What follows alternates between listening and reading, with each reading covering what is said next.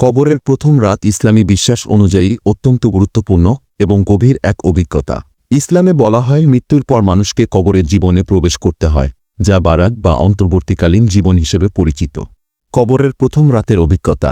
এক মুনকার ও নাকিরের প্রশ্ন। ইসলামী বিশ্বাস অনুযায়ী কবরের প্রথম রাতে দুই ফেরেশতা মুনকার ও নাকির এসে মৃত ব্যক্তিকে তিনটি প্রশ্ন করবেন। তোমার প্রভু কে? তোমার ধর্ম কি?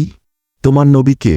যারা দুনিয়ায় সঠিক বিশ্বাস ও সৎকর্ম করেছিল তারা সহজেই এই প্রশ্নগুলোর উত্তর দিতে পারবে, কিন্তু যারা গাফিল ছিল তারা উত্তর দিতে ব্যর্থ হবে।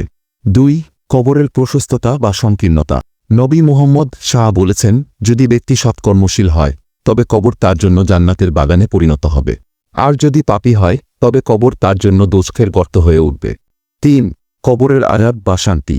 কবরের জীবনে আযাব বা শান্তি দুনিয়ার জীবনের কর্মফল হিসেবে নির্ধারিত হয়। যারা আল্লাহর পথে চলেছে তাদের জন্য শান্তি থাকবে, আর যারা আল্লাহর অবাধ্য হয়েছে তাদের জন্য আযাব নির্ধারিত। কবরের প্রথম রাতের শিক্ষা। কবরের প্রথম রাত আমাদেরকে মনে করিয়ে দেয় যে দুনিয়ার জীবন সাময়িক এবং এখানে আমাদের কাজের ফলাফলের জন্য একদিন জবাবদিহি করতে হবে।